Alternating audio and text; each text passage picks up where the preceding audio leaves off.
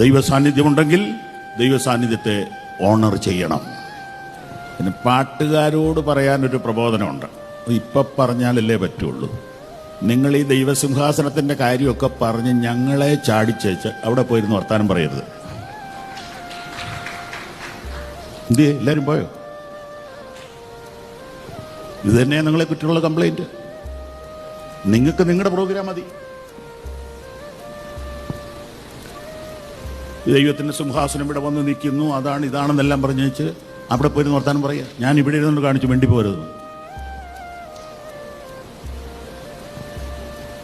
ഈ കംപ്ലൈൻറ്റ് ഞങ്ങളുടെ അടുത്തുണ്ട്. ഞാൻ ഈ പാട്ടുകാരുടെ പിന്തുണ കൊടുക്കുന്ന ആളായതുകൊണ്ട് എന്നോട് പറഞ്ഞു ഇതൊന്ന് പറഞ്ഞേക്കണമെന്ന്.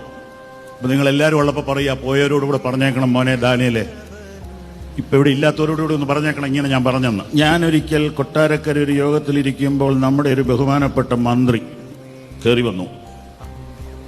എനിക്ക് മുമ്പ് ഒരു പ്രഭാഷകൻ പ്രസംഗിച്ചുകൊണ്ടിരിക്കുകയാണ്.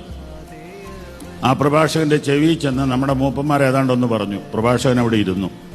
മന്ത്രിക്ക് 5 മിനിറ്റ് കൊടുത്തു. മന്ത്രി പറഞ്ഞു, ഞാൻ ഇതിലെ കാറിൽ പോകുമ്പോൾ ഇവിടുത്തെ ദൈവ സാന്നിധ്യം കൊണ്ട് എൻ്റെ വണ്ടി മുമ്പോട്ട് പോകാതെ വന്നതുകൊണ്ടാണ് കയറി വന്നെന്ന് പറഞ്ഞു. നമ്മുടെ പാവപ്പെട്ട ആളുകളെല്ലാം ഹല്ലേലൂയ എന്ന് പറഞ്ഞു.